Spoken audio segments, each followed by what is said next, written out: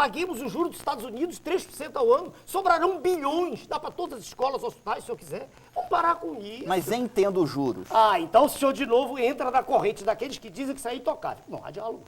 O senhor pensa desse jeito, eu penso outro. Não há como chegarmos a um acordo. Se um dia eu chegar à presidência da República, e se o senhor me chamar, eu vou dizer a mesma coisa. Claro que tentarão eliminar-me antes. O grande Não, problema. eu gosto do debate assim, porque o senhor é franco. Eu não vou mudar. Como eu me também garanto. sou Mas franco. eu não vou mudar. O PT mudou. Como eu porque também. Sua Excelência, o presidente, dizia até palavras minhas. Até. Desculpe. Eu não tenho direito de interromper o senhor. Não, pode concluir. Não. Pode concluir. Não, já está. Pode falar. Não, eu gosto desse debate franco, sincero, aberto. Sincero, eu acho que o debate político O ideal era um tem que ser detetor assim. de mentira quando o senhor chamasse alguém. O Isso era debate ideal. tem que ser assim, sem escamotear nada, franco, Claro. transparente. Claro. Agora, me parece um contrassenso um país que precisa tanto de investimentos em educação, Claro. em saúde, com a população em Construir filas, uma bomba. com a pessoa em Mas filas não lhe nos parece um hospitais. absurdo entregar tudo lá para fora. Isso não lhe parece. Para dívida interna e externa. Eu sou um crítico, principalmente da construção dessa dívida, que explodiu Não, mas isso já no passou. último Eu tô governo. falando do serviço dela. A dívida é impagada. Por isso é que eu acho que o país tinha que investir pesado em educação, Mas, meu em Deus, saúde. e vai continuar pagando. Porque, desculpe, E me ao parece, vivo, como o senhor e me pergunta. parece um contrassenso fazer uma bomba atômica. Não, mas ao vivo. Então o senhor diz que esses juros são intocáveis, é isso? Não, de forma nenhuma. Por que eu tenho que pagar 19,7%, 20% ao ano, se os Estados Unidos pagam 3%? Por quê? Deputado, Sim. Não, o senhor não responde aqui o a minha entrevistado é o senhor. Aqui o entrevistado é o então senhor. tá certo. Não, eu sou um crítico de uma grande parcela das nossas políticas aí, que não são políticas de Estado, são políticas de governo e transitórias, e sempre para remediar, não para construir uma política realmente a longo prazo. Senhor Entendeu? Regufe, nada será feito nesse modelo. Acho que a estabilidade econômica é uma conquista da sociedade brasileira. Agora, acho os juros, ouço e respeito, acho os juros exorbitantes, como qualquer brasileiro. Porém, intocáveis. Não, Sagrado. intocáveis de forma nenhuma. Todos os governos Acho- vêm se repetindo assim. Acho errado, inclusive, que as diversas diretorias de Banco Central que nós tivemos no país ultimamente, sempre queira controlar a inflação apenas por juro alto. Entendeu? Isso é um absurdo. A nossa política monetária só se controla a inflação por juro alto. Está errado. Claro que Tem tá outros errado. mecanismos de Não, não é controle. isso, se a inflação nossa fosse de consumo. Ela não é, ela é de custos. Entendeu? A taxa tributária é gigantesca e juros gigantescos. Ingessa a economia, estou de acordo com o senhor. Não há produção, não há dinheiro circulante, não há produção, não há emprego. Escute, Agora, eu pessoalmente, eu acho que a estabilidade econômica é uma conquista. ela é farsa, ela não é verdadeira, a inflação está represada, não é? Mas é uma questão altamente técnica, né? Mas, deputado, eu vou só chamar um intervalo, daqui a pouco a gente continua aqui, porque senão a gente não vai conseguir chamar intervalo hoje. Estou ao seu dispor. Agora, eu acho que... Bom, eu vou chamar um intervalo, daqui a pouco O a senhor é gente o dono do continua. programa. No próximo bloco, mais deputado Enéas Carneiro. Não sai daí não, a gente volta já já.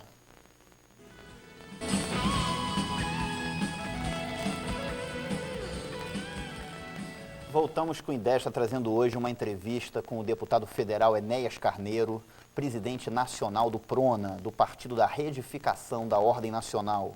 E quem quiser continuar fazendo perguntas para ele, pode continuar pelo telefone 2104-0800.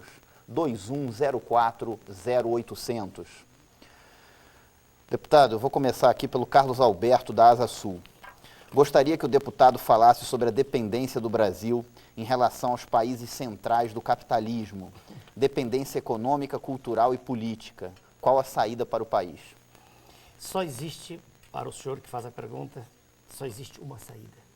Uma, não há outra. Para rompermos a situação de dependência, é preciso, não outra coisa, a não ser ruptura mesmo. Não é brigar, não é declarar guerra, é dizer assim, se quiserem 1 miligrama de nióbio, de tântalo, de ferro, paguem um preço justo. E com isso mudar as relações de comércio. É chegar para os credores da dívida pública, interna e externa, e dizer, nós vamos pagar a nossa dívida securitizando-a. Isso é linguagem técnica, linguagem mais simples, quer dizer, dividindo-a em 30 anos, alongando o perfil, sem juros. Chega. Essa é a questão. Sem isso, não há saída. O Antônio Marcos, do Jardim Botânico, ele pergunta, qual país no mundo que o senhor daria como exemplo de ter se rebelado contra os interesses das grandes potências e que tenha dado certo? Olha, os Estados Unidos são o melhor exemplo. Os Estados Unidos eram uma colônia... Deixa eu olhar para o relógio para ir marcando, né, um pouquinho. Os Estados Unidos eram uma colônia britânica. Criaram a sua independência, o presidente George Washington chamou o senhor Hamilton para ser o presidente do primeiro banco, e o banco teve a função de banco mesmo. Quer dizer, emitir dinheiro e emprestá-lo para a indústria, e não como o banco é hoje. Então, o melhor exemplo são os próprios Estados Unidos, que fizeram a sua independência assim. E se a gente olhar no planeta, de quando em quando a gente vê alguém levantando, né? Levantando a mão e dizendo, olha, eu quero existir. Esses todos que eu citei, que são detentores do poder nuclear, estão reagindo. O Rogério, da Asa Sul, gostaria de cumprimentar o Regufe pelo programa e por ter convidado o deputado Enéas a participar. Gostaria de parabenizar o doutor Enéas por suas colocações e perguntar o que foi mais nefasto para o país? A crise do PT, com todas essas denúncias, ou a gestão de 8 anos de FHC? Qual a receita para ressuscitar esse paciente que está na UTI chamado Brasil? Bonita pergunta, e eu digo para o senhor, não há mudança em essência no modelo. Sua Excelência, o presidente Fernando Henrique, esfacelou a nação, entregou o Brasil. Sua Excelência, o atual presidente, atuou de maneira bem ruim, pior, muito pior, porque veio a desordem, o caos. Não há diferença essencial no modelo. O Brasil pode se levantar, tem tudo para fazê-lo, depende apenas de vontade enérgica, de alguém que não esteja submisso aos ditames, né, dos donos do mundo. Só isso, mais nada. O Mauro, de Sobradinho, pergunta, o senhor votou em Severino Cavalcante, tendo em vista que o mesmo só chegou à presidência da Câmara através de promessas de aumento de salário de deputados. O que o senhor acha disso? Não, não é verdade. Antes de o presidente Severino estar no cargo, né, de que está investido de presidência, eu já me dava bem com ele. Certa feita viajei com ele, fui ao interior de Pernambuco e vi nele vontade. Não, primeiro vi simplicidade, que é uma característica que eu admiro nas pessoas. Não gosto de petulância, prepotência, nada disso. Eu vi. Então passei a gostar dele como pessoa. E, na verdade, tem que ser honesto, não posso mentir. No primeiro turno eu votei no colega porque já tinha dado a palavra ao deputado, aleluia, já tinha dado a palavra para ele. Já tinha dito ele, quando o presidente Severino lançou sua candidatura, eu não podia recuar, seria desonesto. Então eu votei e disse ao colega, olha, se houver segundo turno, eu estou com... Né? E houve um segundo turno, o PT já estava dividido na ocasião. Então, não foi porque ele fosse dar aumento, foi pela pessoa que é, foi pelas características de personalidade que tem, por isso que votei nele. Não foi por causa de aumento, nada disso. O que o senhor achou hoje da entrevista do deputado Severino Cavalcante na Folha de São Paulo? Já. Colocando essa pizza no forno e com muito orégano. Veja, de novo, eu não o ouvi falando, eu li a reportagem. Estou cansado, há 15 anos, de ver coisas serem ditas e saírem deturpadas, distorcidas. Isso é comum. Comigo já aconteceu muitas vezes. Já processei uma vez, já processei outra vez, já ganhei uma vez, já perdi, é normal. Mas o deputado Severino Cavalcante disse claramente que Caixa 2 não é motivo para cassação, pode ser para uma advertência. Um momento. Se é verdade que ele disse isso, exatamente, ele foi infeliz. Se é verdade, eu não sei se é verdade. Não estive com ele, não lhe perguntei. Quando eu cheguei, não houve oportunidade, não sei. Se é verdade, e como ele é uma pessoa sincera, fala o que pensa, ele não planeja. Pode ter ocorrido de entendido. Não acredito que ele pense assim, honestamente. Estou dizendo, não acredito que ele pense assim. Se ele disse, foi uma frase infeliz, honestamente. Não é por isso que eu vá crucificá-lo. Eu entendo que, se existiu, e tudo indica que deve ter existido, essa mesada imunda para votar contra os interesses da nação. Isso tem que ser motivo de cassação, claro que sim. Caixa 2 é uma derivação, é igual no circuito elétrico. Começou-se a falar nisso, o PT começou a falar, os líderes, para desviarem a atenção. Na verdade, o problema que estava aí em xeque era a mesada para deputados votarem a favor. Essa é que era a questão principal. Desviou-se para o Caixa 2. Mas mesmo assim, eu não creio que ele tenha. E se disse, foi um momento infeliz dele. É assim que eu vejo. Né? Agora, não concordo com isso, claro. Agora, deputado... Pois não. Fique à vontade. No primeiro bloco, o senhor falou sobre o Caixa 2, que o senhor falou que é uma prática sistêmica. Eu não participo, ninguém nunca nem me ofereceu. É uma prática generalizada. Eu sou um ET.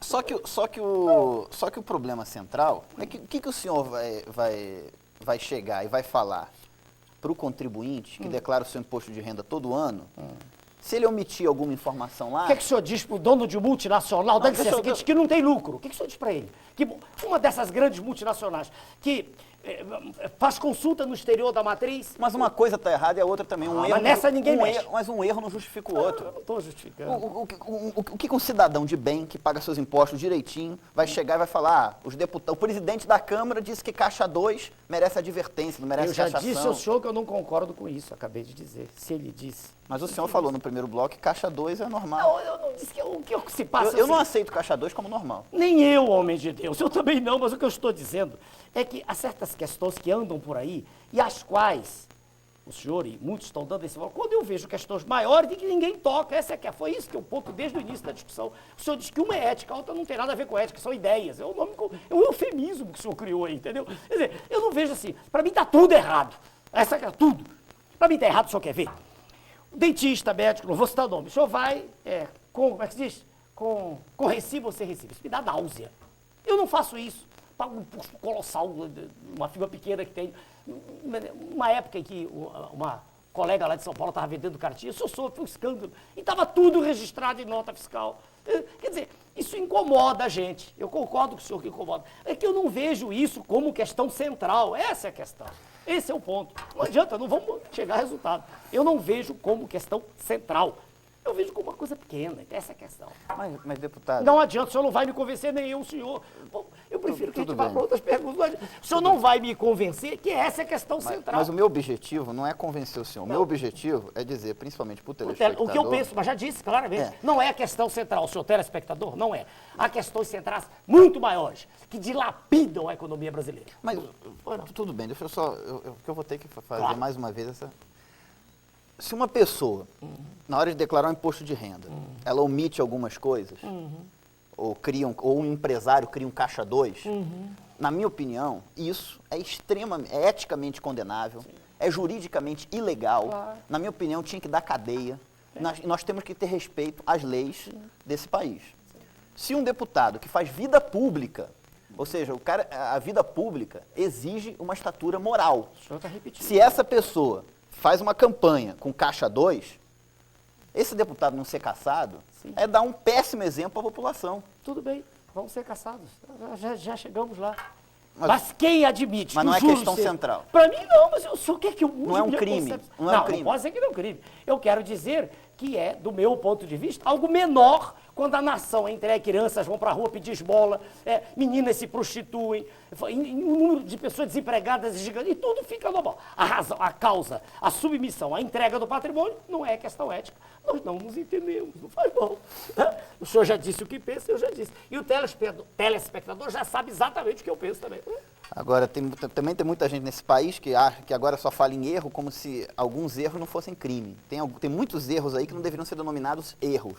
Deveriam ser denominados crimes. Aí o senhor tem que mudar o Código Penal. Tá aí, o Código Penal está aí, cheio de, tem contravenção. Peraí. Caixa 2 é crime. Mas eu não estou dizendo que não é em nenhum momento. Vamos para as perguntas. Não, mas só um instantinho. Há poucos dias atrás, para o senhor ver como as coisas são engraçadas do nosso país, eu fui intervir, um cidadão que tinha comprado um aparelho de som. Veja, porque é interessante o nosso país. Um aparelho de som em São Paulo. Ele comprou de um vizinho da rua que ia passando, e ofereceu, e puxa, eu estava precisando de segunda mão. Entre 190 e 120 foi a diferença. O sujeito tinha roubado, foi preso, e fui à casa dele e disse, foi para ele que eu vendi. E é flagrante, ele foi preso, o rapaz. Homem de bem, trabalhador. Peraí, do lado dele tinha uma moça que ficou presa meses, ou mais tempo. Tinha roubado 2 pedaços de queijo. São os crimes. Crime. Mas entregar a nação aí não é crime, senhor telespectador. Aí não. Vai ser responsável pela desgraça nacional, não, aí não é crime. Isso é questão de ideias. É o eufemismo do senhor. Tudo bem. Respeito o senhor. Eu não falei isso, acho que entregar a nação... Estão entregando a nação, continua entregando. Vamos lá, o César do Sudoeste pergunta para o senhor, caso o senhor seja eleito presidente da República, como vai fazer para se manter na presidência? Qual será a sua base parlamentar? O que um deputado quer mais, eu estou dentro do Congresso e vejo, é ser reeleito. Apresentadas as questões a favor da nação, eu não entendo por que deputados não vão votar, não entendo. Não consigo nem entender como. E se um deputado de qualquer estado vota contra os interesses da nação, o presidente da República tem direito de ir à televisão e dizer, olha, isso aqui e mostra com clareza meridiana, não com subterfúgios.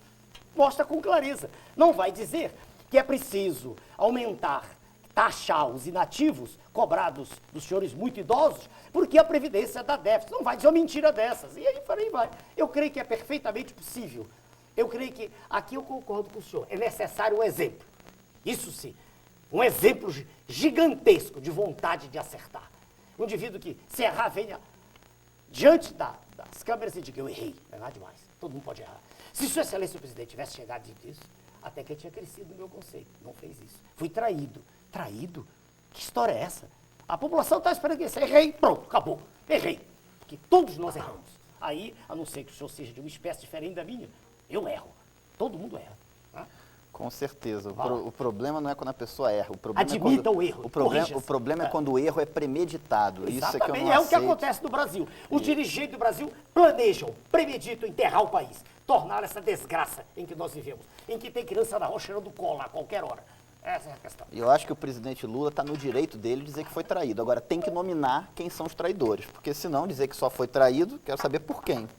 Pois bem. O Renato do Sudoeste pergunta, o senhor não está vendo que tudo que está acontecendo é simplesmente porque o PT resolveu comprar a ideia de Sérgio Mota, que é ficar 20 anos ou mais no poder, se aliando com o FMI e tendo a penetração popular que o PT sempre teve?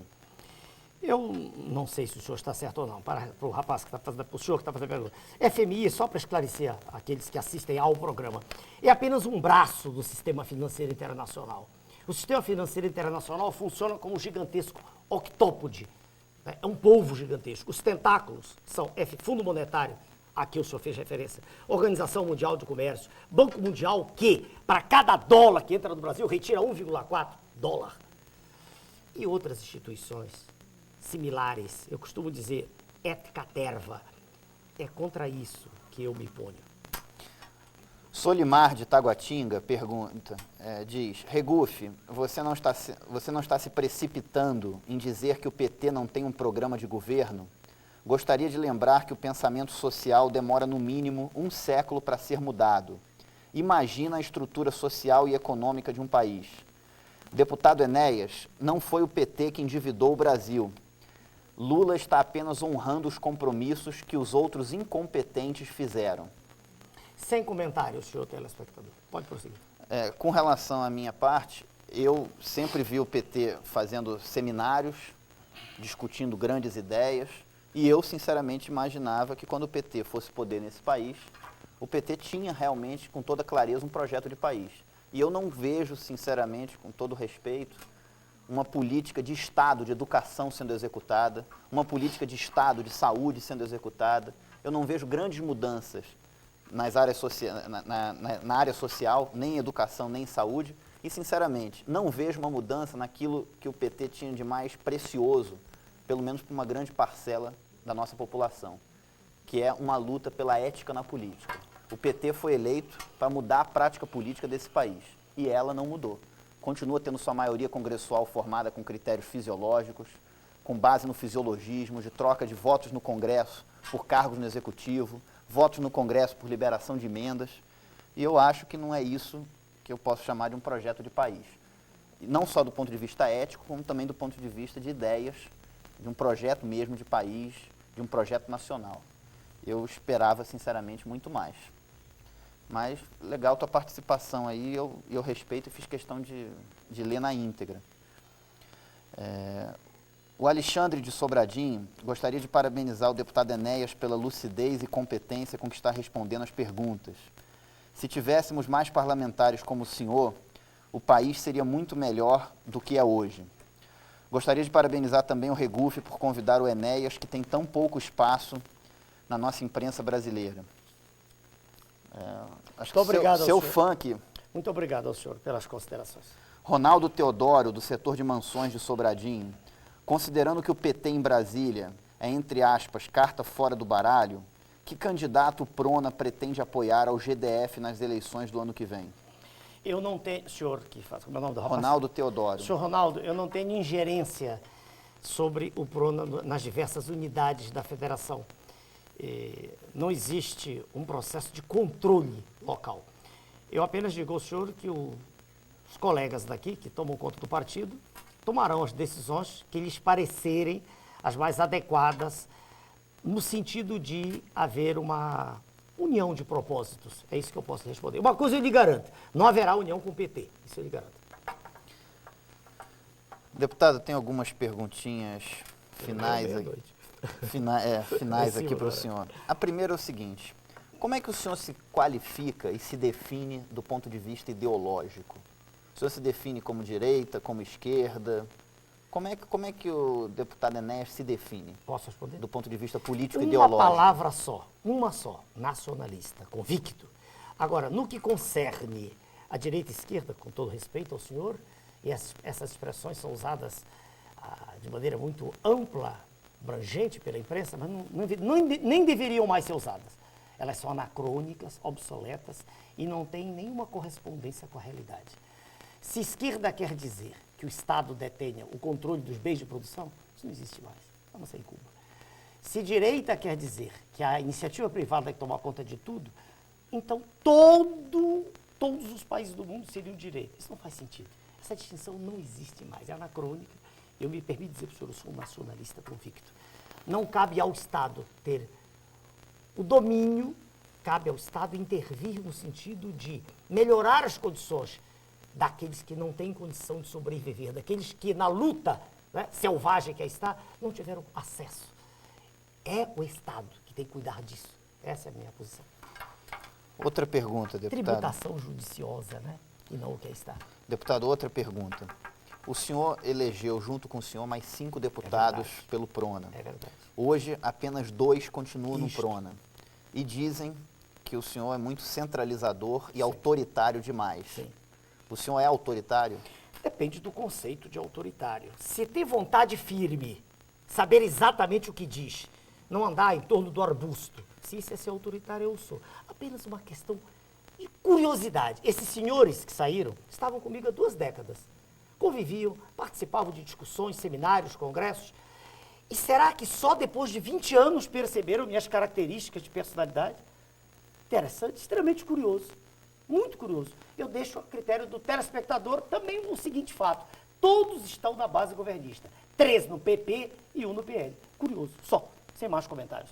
O colega, quero deixar claro, já disse, não num programa para o Distrito Federal, para o Brasil inteiro, que permaneceu do meu lado a figura do doutor Elimar, médico como eu, colega, extremamente sério, dono de uma conduta ilibada e que me honra muito com a sua presença no partido.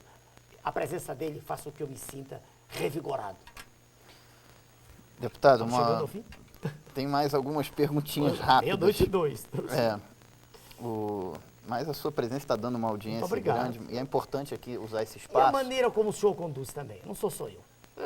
O senhor, contanto que chegaram aí, não diatribes, não ofensas, chegaram aí elogios ao senhor.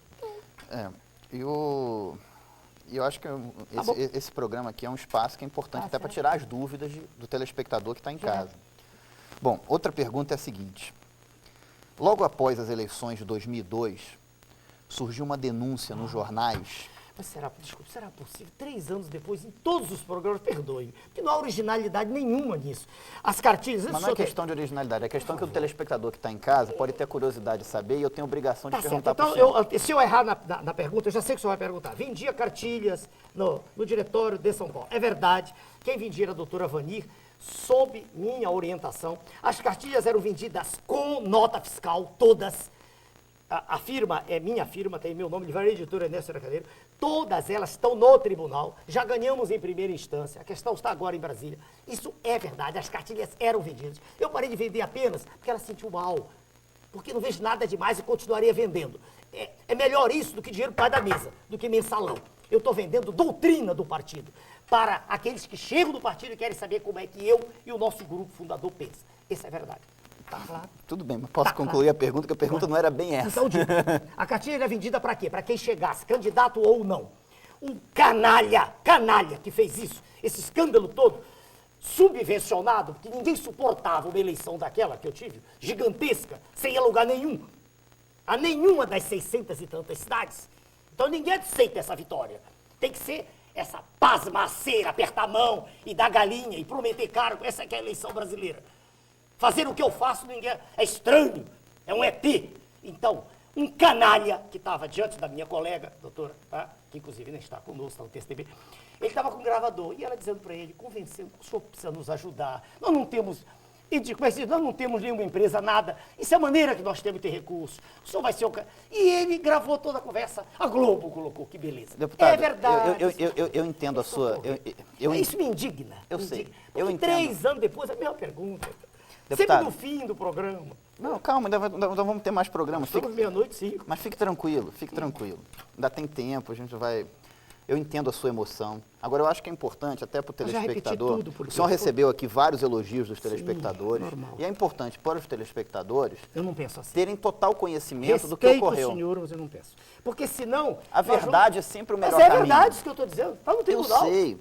Porque a denúncia que saiu nos jornais foi de que o Prona vendia espaço para as pessoas serem candidatos. Que quem quisesse ser candidato pelo Prona, Não é pagava, exatamente isso. Peraí. pagava ao Prona para ser candidato. O Prona vendia... Legenda era a palavra que saía. Vendia legenda, que é para a pessoa sair candidato. Primeiro que se fizesse isso, não é crime. Mas não fazia isso. Vendia para qualquer pessoa e candidatos. Muitos que não foram candidatos compraram. E muitos candidatos também não compraram, que foram até... Houve um programa, deixa eu me lembrar quem foi, que me permitiu, o Gugu, o senhor Gugu, sou liberado, né? Permitiu ao vivo. Eu chamei... E eu estou lhe permitindo aqui falar para o telespectador ao vivo. Quando eu trago esse assunto, é para o senhor colocar as coisas em pratos limpos. Mas já foi colocado tudo isso, está no tribunal já ganhei em primeira instância, está aqui em Brasília, porque o senhor sabe que o processo é lento. O processo não é rápido.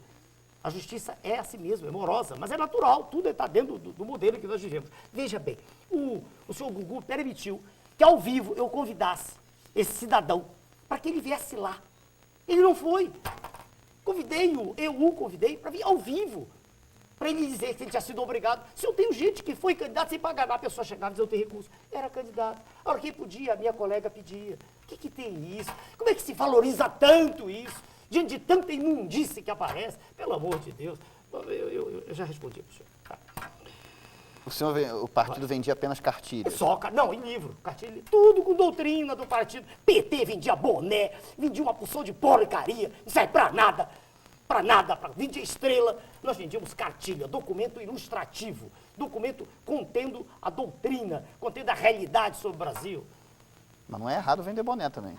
Está tudo permitido. Errado é fazer comércio de legenda, eu não estou dizendo que o senhor fez. Não, também não é. Não fiz, mas não é. Mas é errado fazer comércio de legenda? Uma concepção. De que é que o partido vive, cavalheiro? De quê? Vamos lá. De como é que a gente mantém uma sede em Brasília, uma sede do Rio e São Paulo, um aluguel, computador, como é que se mantém? Vamos parar com esse discurso. Senhor telespectador, isso tudo é um cinismo. Como é que o partido vai se manter qualquer... Vendia cartilha. Hoje, os parlamentares eleitos colaboram. No meu caso, o doutor Libaco. Os outros, graças a Deus, não estão tão longe. Mas os poucos que a gente elege, que querem colaborar, que também muitos não colaboram, é a forma... O partido hoje é visto como empresa. Desde a Constituinte, desde 88, é uma empresa. Isso tudo, desculpe, que vem à tona, isso é de um cinismo desse pudorado, querer mentir. Ou o centro recebe de empresa, como o senhor Roberto Jeff disse, eu não recebo. Posso fazer uma pergunta para o senhor? Vontade. Agora estão se levantando suspeitas sobre as contas dos partidos políticos, tudo. Como é que é a contabilidade do Prona? Ela tá na internet em tempo real? Não sei, é o contador que disse, eu não sei lhe responder. Está em tempo real, a gente presta contas no final do ano, não. Deixa eu ser preciso. Ou é 30 de março ou 30 de abril. Por que o senhor não coloca em tempo real para que a pessoa que estiver em casa tenha a chance de entrar no computador lá e ver a prestação de contas direitinho do partido? Um minuto só, senhor Regufe. Isso é uma questão que eu tenho uma estrutura. Tenho um advogado aqui em Brasília, tenho um tesoureiro no Rio e um segundo tesoureiro aqui. Eu tenho mais com o que me preocupar. Eu não devo nada. Eu não estou preocupado com justiça. Eu não recebi mesada. Minha posição foi sempre clara. Mas não é só o Prona, não. Acho que o PT, o PPS, o PSDB, todos os partidos deveriam colocar as contas dos partidos na internet. Até porque a pessoa até porque o partido político vai representar a sociedade. Sim. É que nem político. Político, ninguém é político por obrigação. A pessoa é político por opção. Então, se é político... Ou por indignação como eu. Absoluta. Não, indignação porque eu comecei aos 50. O que eu perdi, se eu delinear aqui para o senhor, eriça seus Mas pelos. o senhor entrou na vida pública... Porque quis. Por uma questão voluntária, Quis. foi por opção. Quis. Então, Ninguém me mandou. então, por exemplo, sabe uma coisa que me incomoda muito? Ah. Eu acho que é o seguinte, querer ganhar dinheiro, não estou dizendo que é o seu caso, não estou dizendo que é o seu caso. Querer ganhar dinheiro é legítimo na vida. Dinheiro dá um bom automóvel, dá uma boa casa, as pessoas vão muito mais, bajulam muito mais quem tem dinheiro. Agora, quer ganhar dinheiro, vai para iniciativa privada.